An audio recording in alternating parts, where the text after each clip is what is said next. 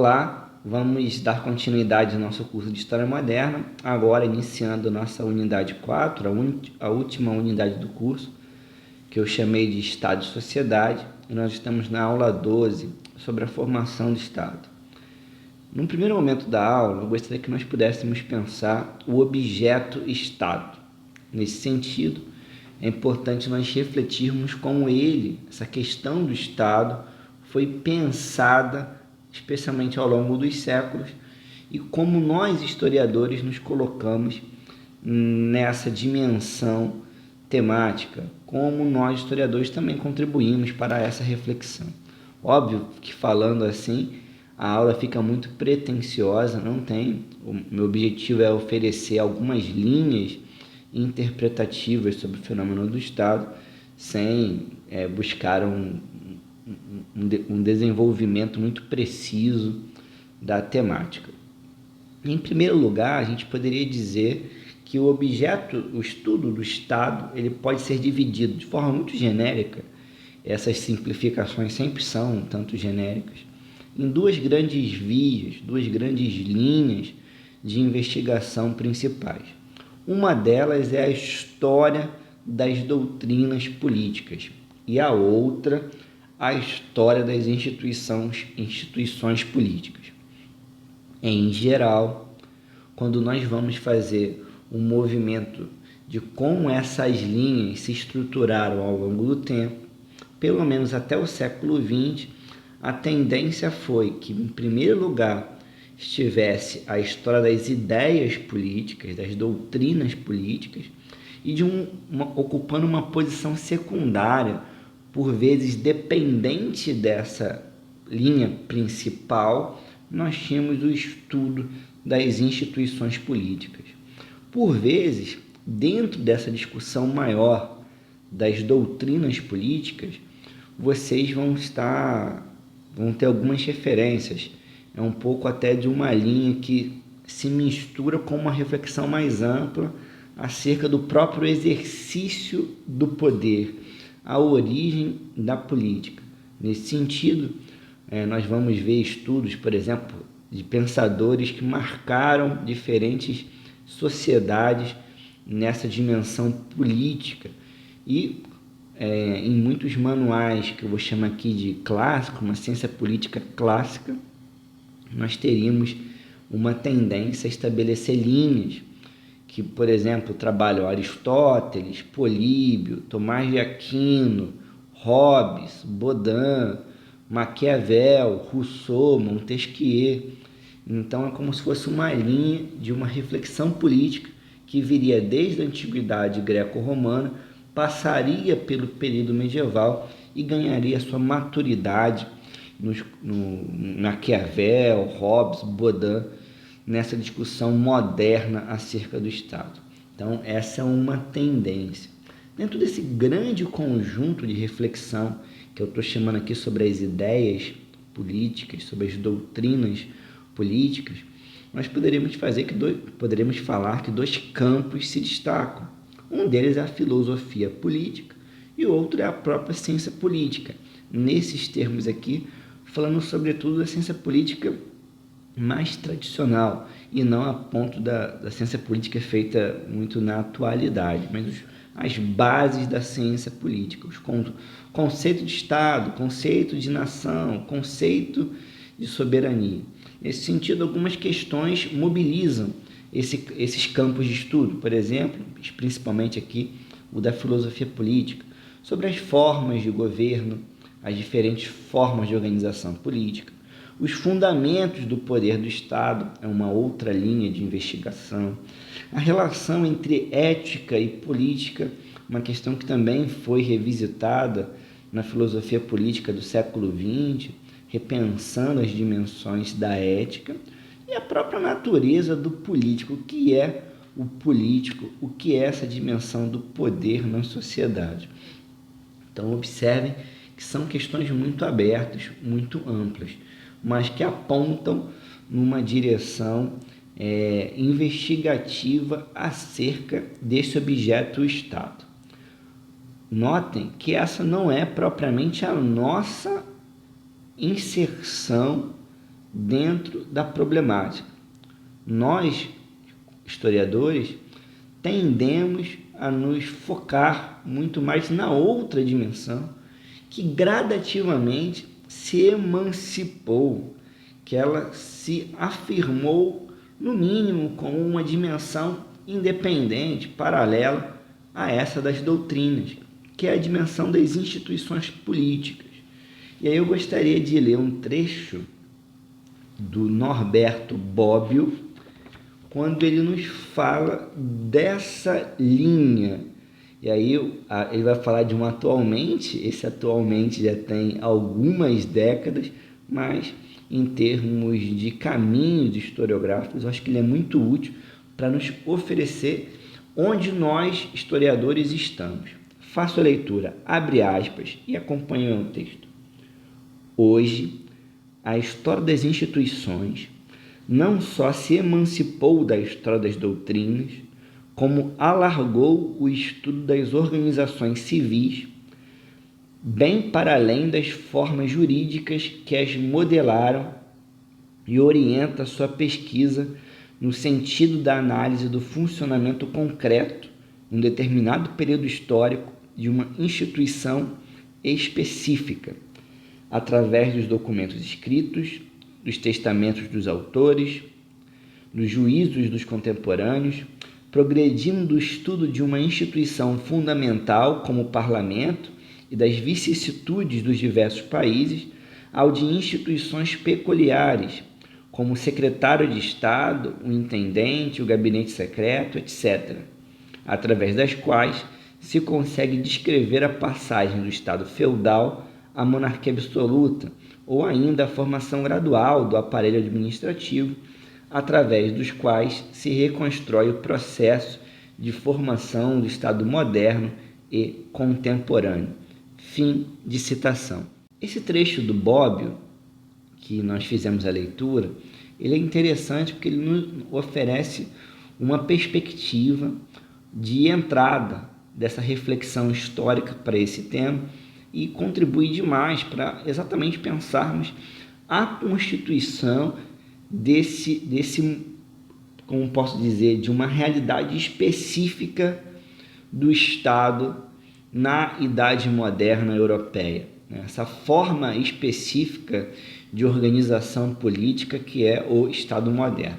Então eu paro um pouco nessa linha, nos ligo a ela, então coloco uma relação de pertinência aqui do nosso vínculo, estou criando inclusive uma vinculação nossa a essa interpretação e retomo um pouquinho essas abordagens mais amplas acerca do objeto, porque por vezes o historiador as usa para compreender o seu objeto-estado, ainda que ele por vezes estude alguma dimensão institucional, alguns ofícios dentro do Estado, um determinado recorte muito específico, como o trecho do Bob falava, mas que nós dialogamos, de certo modo, com algumas teorias do Estado. Nesse sentido, ainda estou usando aqui a reflexão do Bob, ele vai nos dizer que, ao longo do século XIX, no momento em que se afirma o Estado, se abre uma dupla via também para se pensar esse objeto. Uma delas é o Estado como ordenamento jurídico, gerando aqui uma relação direta com o campo do direito e depois também nós sabemos com o da administração. Então, entender a existência do Estado passa por apontá-lo como um ordenamento jurídico. Assim, leva esse objeto ao estudo do direito. Até hoje, eu falo bastante nas aulas do Antônio Manuel Espanha, nós temos aí a contribuição renovada dos historiadores do direito para o tema do Estado. Esse é um debate que eu não vou entrar nessa aula. Uma segunda via que também decorre dessa existência do Estado, da reflexão sobre o Estado posto no século XIX, é o que nós podemos chamar do Estado como uma forma de organização política, uma forma de organização social.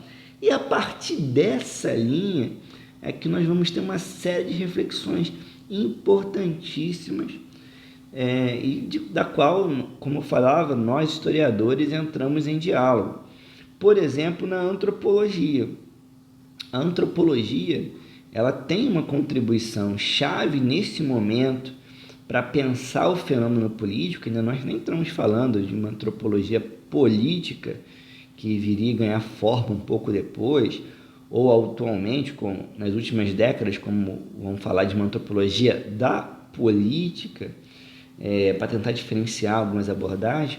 Mas nesse primeiro momento, passado do século XIX para o início do século XX, nós vamos ver os antropólogos procurando refletir sobre outros modelos não ocidentais de Estado, de organização política. E nessa discussão, tradicionalmente, se demarcou uma relação hierárquica, no qual o Estado, geralmente associado à ideia de um Estado europeu, o Estado moderno, era visto como o ápice, um modelo superior de uma forma de organização humana e de organização política. E numa lógica, por vezes evolucionista, se entendia que outras organizações caminhavam num processo de desenvolvimento e complexidade até chegar ao Estado, por exemplo, as tribos, as chefaturas, bandos, etc.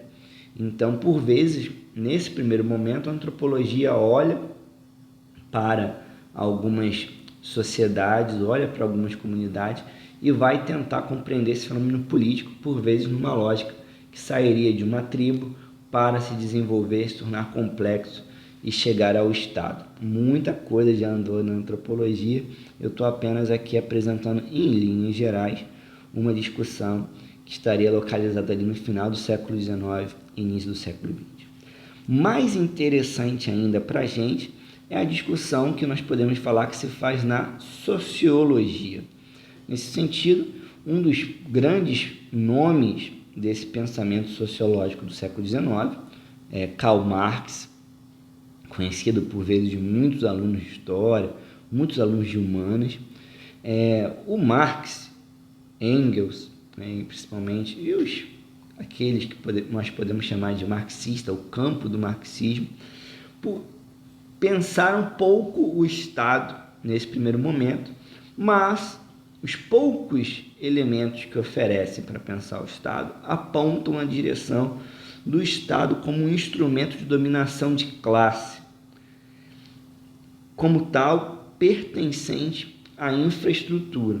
Eu faço essa segunda afirmação para nós entendermos, inclusive, por que o Estado recebeu pouca atenção nesse primeiro pensamento. O Engels até contribui mais para essa discussão no livro dele sobre a família, a propriedade privada, o Marx um pouco menos, mas esse subsídio da reflexão do marxismo vai persistir nas análises do Estado. O Estado é um instrumento de dominação. Dentro dela, nós poderíamos falar, por exemplo, já décadas depois, meados do século XX, da obra do Althusser, que vai falar dos aparelhos ideológicos do Estado, do autor italiano Antonio Gramsci, que vai nos falar dessa dominação ideológica exercida pelo Estado também. E no campo da história, especificamente do nosso recorte temporal, é o Perry Anderson que nos é o autor fundamental. O Anderson, ele cria uma obra dupla que ele entende como um prólogo, a obra central, e ficou faltando a continuidade, que seria sobre o Estado contemporâneo. Então ele começa fazendo uma abordagem sobre a passagem do modo de produção escravocrata para o modo de produção feudal na obra Passagens da Antiguidade ao Feudalismo. Em seguida, ele busca fazer a passagem desse modo de produção feudal para o modo de produção capitalista através da obra As Linhagens do Estado Absolutista.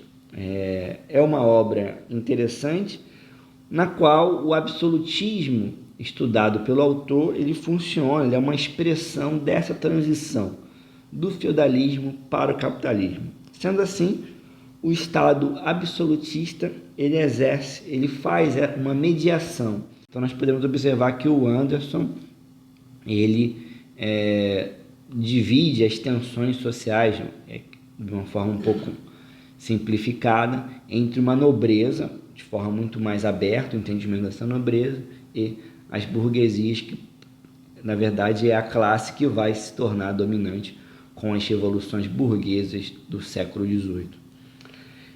Paralelamente à discussão do campo marxista, foi outro grande sociólogo, não Marx, mas outro, Max Weber, que muito contribuiu para o tema do Estado. E ele é fundamental porque ele está diretamente ligado com o que nós vamos ler na obra do Norbert Elias.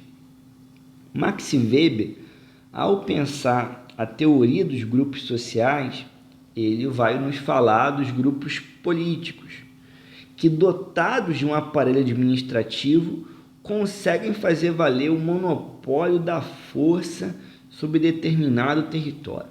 Então nós temos aqui monopólio da força, monopólio da violência, administração e território. Em linhas gerais, o Estado em Weber passa por dois elementos. Por um lado, o aparato administrativo, a burocracia que ele tanto valoriza em diferentes obras, e por outro, o monopólio legítimo da força.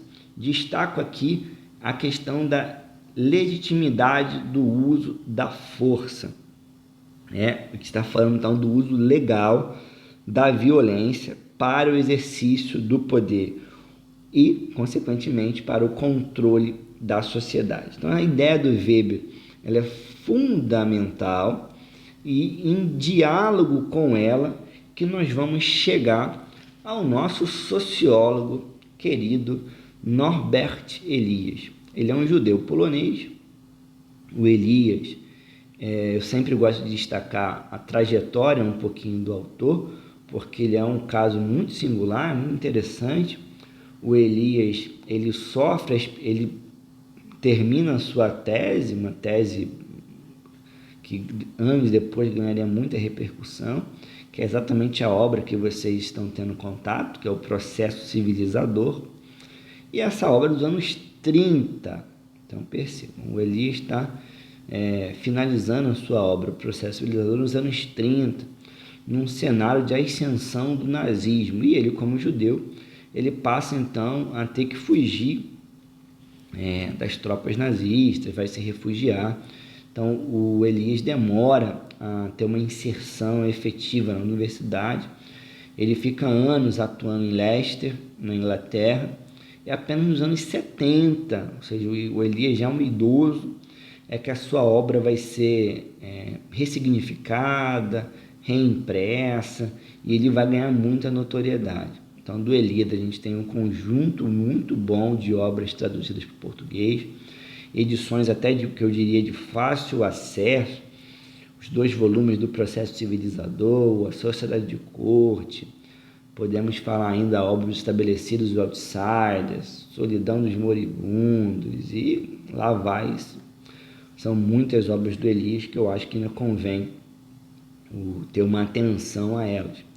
E o Elias, o que ele está fazendo? Ele está buscando compreender a formação desse mundo contemporâneo através da discussão da civilização. Ele divide para isso a sua grande obra em 2 grandes eixos. Os costumes, que é o volume 1, vale muito a leitura, fica a dica, e o volume 2, que foi o que eu apresentei a introdução para vocês. O volume 2 no qual a questão da organização política fica um pouco mais evidente, porque exatamente o subtítulo do volume, Processo Civilizador, é o volume 2 da formação do Estado. Em linhas gerais, para o Elias, o Estado, que a gente está chamando aqui de Estado moderno, ele surge dessas lutas entre diferentes atores. Então, uma análise do corpo social um pouco mais complexa e diversa do que o Anderson vai propor, por exemplo. Então ele está falando aqui dessas lutas entre nobreza, igreja, príncipe, burguesia. Surge um acúmulo de poder nas mãos do príncipe frente a esses demais atores. E é para compreender esse processo de acúmulo que o Elias está nos chamando à reflexão. Lá na página 16, ele nos oferece também, na 15, na 16 ali, ele oferece uma reflexão bem interessante, que eu destaco apenas para a gente poder enxergar uma problemática sociológica, até sociológica clássica, porque ela é estruturante em diferentes tendências dentro da disciplina da sociologia, que é essa discussão do indivíduo da sociedade. Então, Elias está falando do importante papel de determinados reis nesse processo de acúmulo de poder, de formação do Estado. Mas o que ele vai enfatizar é que a gente não pode reduzir o processo civilizador, a gente não pode reduzir a formação de Estado à participação apenas de indivíduos. A gente tem que enxergar as estruturas sociais, as instituições sociais que garantem esse acúmulo da monarquia. Para o Elias, só esse segundo enfoque é capaz de atingir a realidade histórica e nos ajudar a compreender o tal do processo civilizador. O Elias, ele busca fazer aqui o que a gente pode chamar de uma genética, ou seja, da gênese do Estado a partir de uma inspiração weberiana. Então, quem lê o texto vai observar que o Elias enfatiza dois monopólios: o monopólio dos impostos, o monopólio da fiscalidade e o monopólio da força, o monopólio das armas.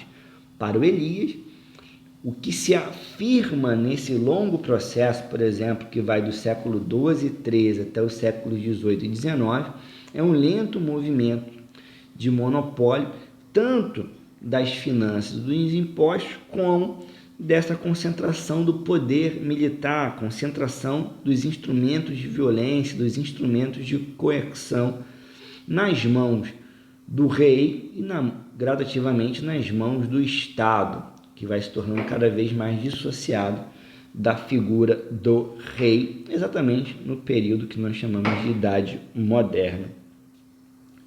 O Elias, por exemplo, em diálogo ou explorando a via do Weber, ele não coloca o acento sobre a dimensão da legitimidade. No entanto, ao longo da sua obra, nós temos alguns momentos que esse problema vai aparecer. Por exemplo, quando ele nos leva a questionar: será que o Estado não é um caso particular de extorsão? Então, observe que o Elias nos faz questionar sobre isso. Por que o imposto pago ao Estado ele é legítimo e um imposto pago à milícia ou dinheiros pagos a gangsters não são? Então, nessa dimensão reflexiva que nós vamos encontrar que um é legítimo e o outro não.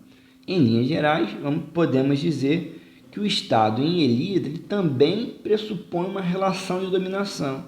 Só que, ao ele exercer essa dominação, ele também pressupõe ordem. E aqui a paz social no sentido da ordem. Então, ele exerce coerções, ele exerce violência, ele tem o poder de impor impostos e o uso da violência, e ao fazer isso, ele garante a ordem e a paz. Para finalizar esse primeiro bloco da aula, que vou chamar aqui de parte 1 dessa aula, eu destacaria um desdobramento dessa reflexão do Weber e também muito ligada ao diálogo com a obra do Elias, que é o sociólogo Pierre Bourdieu. Bourdieu não é um sociólogo weberiano. Por vezes, ele é entendido como um sociólogo dentro do grande campo do marxismo, pelo menos eu entendo que também ele fica melhor enquadrado, se quisermos enquadrá-lo dessa maneira, mas que estabeleceu um profundo diálogo com a obra do Weber, Durkheim e de outros sociólogos, como falei, Norbert Elias é um deles. E o nosso Pierre Bourdieu, ele vai tentar pensar o Estado de uma forma bem interessante. Em primeiro lugar, na sua obra sobre o Estado, que ele vai reunir uma série de aulas oferecidas no Collège de France, o Bourdieu vai nos falar de uma dupla dimensão dos sentidos do Estado: o Estado administração e o Estado território. E aqui eu faço uma citação da explicação do Bourdieu sobre como nós devemos problematizar esses dois sentidos do Estado. Abre aspas. Em meu espírito, é uma distinção útil, mas artificial. E o modelo da gênese do Estado que eu gostaria de propor tem como princípio uma fórmula simples. O Estado no sentido restrito, o Estado administração, forma de governo, conjunto de instituições burocráticas, etc., se faz fazendo o Estado em sentido amplo, o Estado 2, território nacional, conjunto de cidadãos unidos por relações de reconhecimento, que falam a mesma língua, portanto, aquilo que se põe sob a noção de nação. Portanto, o Estado 1 se faz fazendo-se o Estado 2. Eis a fórmula simplificada.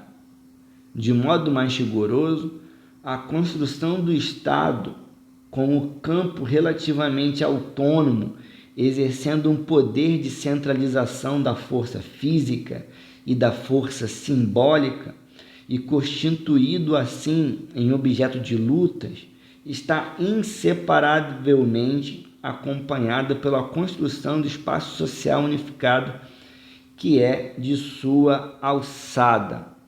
Fim de citação. Para o Bourdieu, a partir do momento que o Estado 2, o território, e essa é uma tendência ainda hoje vista em algumas obras, que a gente tenta refutá-la pelo menos desde o curso de História Antiga, mas eu não sei se vocês estão lembrados, quando nós falávamos desses novos olhares, que tem aí já algumas décadas também, sobre essa relação entre Estado, povo e nação. Em linhas gerais, naquele modelo clássico do século XIX, um Estado está diretamente ligado a um território e está diretamente ligado a um povo, a uma nação, que tem uma língua, que tem uma identidade, uma cultura, etc. Atualmente, estudos de história cultural, antropologia, sociólogos vão contribuir para essa reflexão e dissociar essas categorias, entendendo, e aí o Bourdieu fala que essa é a tal da fetichização, que ela tende a inverter isso. Para o Bourdieu, o processo real é o Estado 1 se faz fazendo o 2, que é a construção, por exemplo, do território, da nação, não o inverso. E esse inverso, para o Bourdieu, é um equívoco construído nesse olhar que eu estou chamando aqui de tradicional acerca do objeto Estado.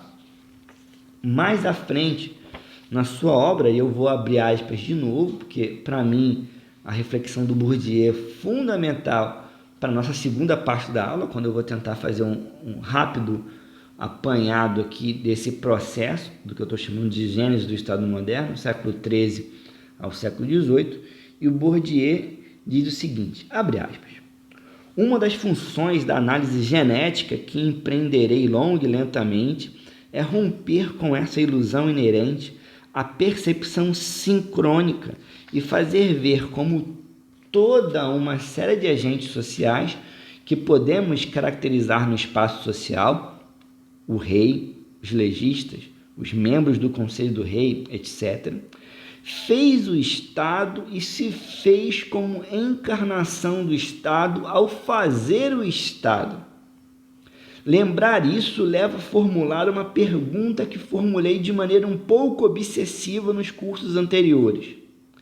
Seria possível dizer em termos um pouco simples e mesmo um pouco simplistas quem tem interesse no Estado? Há interesse de Estado?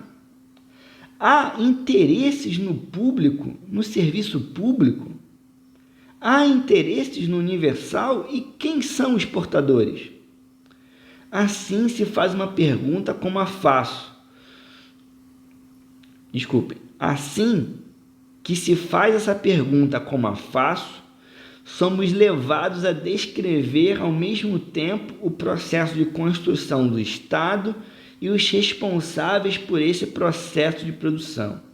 E, portanto, a formular a pergunta: se aceitamos a definição weberiana ampliada do Estado que propus a título mnemotécnico, isto é, o Estado como detentor do monopólio da violência física e simbólica legítimas, de saber quem tem o monopólio desse monopólio. Pergunta que não é formulada nem pela definição weberiana, nem por todos os que a retomam por sua conta, notadamente Norbert Elias. Fim de citação.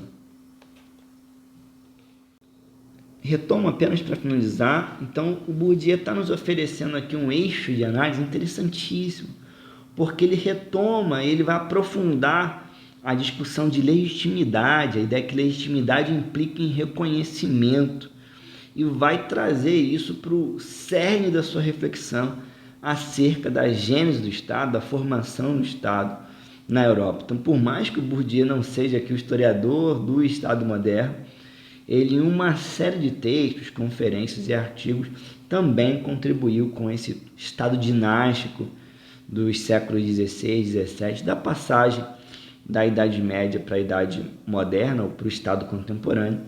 E eu acredito que essa reflexão que eu tentei aqui trazer acerca desse Estado que também exerce violência simbólica, que ele traz em si legitimidade, que eu abro aspas, que o Bourdieu está, abro um parênteses na verdade, que o Bourdieu está em diálogo também com a discussão do Durkheim. Para o Bourdieu, o Estado produz representação, ele cria categorias. Então, Bourdieu vai dialogar com os trabalhos do Durkheim acerca das religiões, das formas elementares da vida religiosa, nos oferecendo aqui um apanhado bem diverso. Nessa primeira parte da aula, então, sei que um pouco mais complexa, eu sempre falo que, infelizmente, nós não temos na nossa grade a ciência política. Se nós tivéssemos, provavelmente algumas discussões dessas seriam muito melhores travadas pelos colegas da ciência política, da sociologia, mesmo da antropologia. Eu tentei aqui trazer uma reflexão bem simples, um pouco limitada, mas que eu acredito que vai ser muito útil para a gente, acerca do conceito de Estado e como que essas diferentes leituras nos levam a oferecer caminhos de interpretação sobre o nosso tema.